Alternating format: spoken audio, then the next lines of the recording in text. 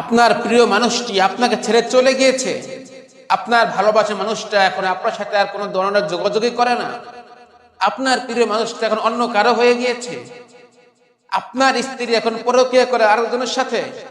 তাই এই ভিডিওটি আপনার জন্য। আপনি ঠিকই একটা ভিডিও দেখেছেন এবং আসল ভিডিওটাই আপনি দেখেছেন। আজকে আমি আপনাকে এমন একটি আমল শেখাবো, যদি আপনি আমলটি সঠিকভাবে করতে পারেন তাহলে আপনার চলে যাওয়া প্রিয় মানুষটি মাত্র 3 দিনের ভিতরে আপনার নিকট চলে আসতে বাধ্য হবে ইনশাআল্লাহ।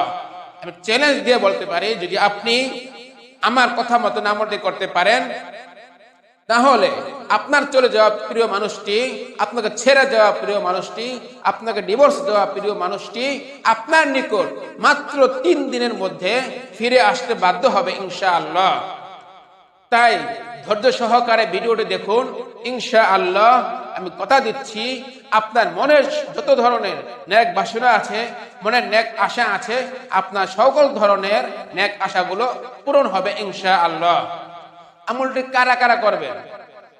আমলটি ওই সমস্ত লোকেরাই করবেন যার প্রিয় মানুষটি আপনাকে ছেড়ে অন্য কোথাও চলে গিয়েছে, বা এখন আপনার সাথে কোনো ধরনের কোনো যোগাযোগে রাখে না।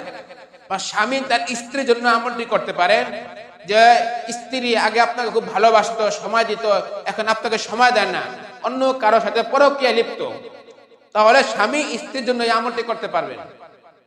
আবার যদি এরকম হয় যে কোনো স্বামী তার স্ত্রীকে ভরণ পোষণ দেয় না, স্ত্রীকে আগের মতন ভালোবাসে না, স্ত্রীর খোঁজ খবর নেয় না, তাহলেও স্ত্রী স্বামীর জন্য, স্বামীকে কাছে আনার জন্য, কাছে পাওয়ার জন্য, নিজের করে পাওয়ার জন্য আমলটি করতে পারেন। আবার বাবা মা তার অবাধ্য সন্তানের জন্য আমলটি করতে পারেন, অথবা নিকট কোনো আত্মীয়র জন্য আমলটি করতে পারেন। এমন কোন আত্মীয় যে আত্মীয় আপনার কোনো কথা শোনে না, অথবা ওই ধরনের লোকরাও এই আমলটি করতে পারেন যারা চান যে অমুক ব্যক্তি আমার কথা শুনুক, আমি যেভাবে বলবো সে সেভাবে শুনুক, সে সেভাবে চলবে, সেভাবে করবে, সেভাবে উদ্বাস করবে, তাহলে আপনার জন্য আপনি আমলটি করতে পারেন। আমলটি করার জন্য কিছু শর্ত রয়েছে, নিয়ম কানুন রয়েছে। আমলটি করতে হবে বৃহস্পতিবার রাত্রে এশারের নামাজের পরে। বৃহস্পতিবার রাত্রে এশারের নামাজের পরে পবিত্র একটি জায়গায় বসবেন, জায়নামাজ বিছিয়ে বসে আপনি কিবলামুখী হবেন, অর্থাৎ পশ্চিম দিকে ফিরে বসবেন নামাজের শুরুতে। বসার পরে 3 বার ইস্তেগফার পাঠ করবেন, আস্তাগফিরুল্লাহ, আস্তাগফিরুল্লাহ, আস্তাগফিরুল্লাহ। এরপর 3 বার দুরূদ ইব্রাহিম সহি শুদ্ধভাবে পাঠ করবেন, আমরা যেটা নামাজের মধ্যে পড়ে থাকি।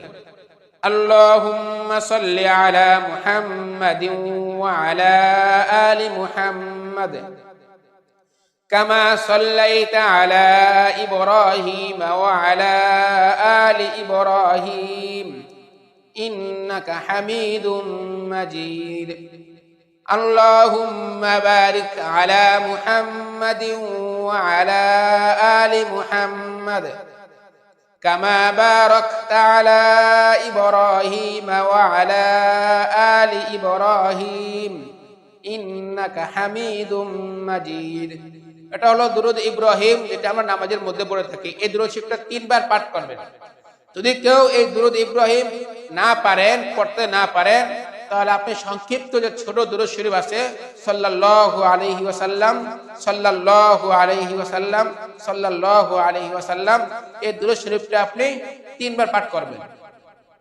এরপরে ইয়া ওয়াদুদু, ইয়া ওয়াদুদু, ইয়া ওয়াদুদু, আল্লাহ পাকের এই গুণবাচক নামটি 21 বার পাঠ করবেন। 21 বার গুনে গুনে 21 বার পাঠ করবেন। যখন পাঠ করবেন তখন যেন আপনার মনের মধ্যে আপনার ওই প্রিয় মানুষটার কথা স্মরণে আসে, তার ছবিটা মনের মধ্যে আপনার থাকে, কল্পনা থাকে, তাহলে আপনি কাজ করতে পারবেন, আপনি সাকসেস হবেন, আপনার দোয়া, আপনার মনের আশা পূরণ হবে ইনশাআল্লাহ। এই পরে 21 বার পড়ার পরে 3 বার ইস্তেগফার পাঠ করবেন, আবার 3 বার দুরূদ শরীফ পাঠ করবেন। এরপরে হাত তুলে আল্লাহ পাকের কাছে আপনার সেই প্রিয় মানুষটার জন্য দোয়া করবেন। এভাবে আপনি মাত্র 7 দিন আমলটা করবেন, মাত্র 7 দিন। আমি গ্যারান্টি দিচ্ছি এই 7 দিনের পরে আপনি যার জন্য আমলটা করছেন সেই ব্যক্তি আপনার কাছে আসতে বাধ্য হবে, আপনার কথা মতন চলতে বাধ্য হবে। সে যেখানে থাকুক না কেন, বিদেশে থাকুক, দূরে থাকুক, প্রবাসে থাকুক, সে যেখানে থাকুক না কেন, আপনার কাছ থেকে যত দূরে থাকুক না কেন, সে আপনার কথা মতন চলতে বাধ্য হবে ইনশাআল্লাহ। তাই যারা এখনো চ্যানেলটি সাবস্ক্রাইব করেননি, চ্যানেলটি সাবস্ক্রাইব করে নতুন নতুন এই ধরনের উপকারী ভিডিও পেতে আমাদের সাথেই থাকুন। আল্লাহ হাফেজ।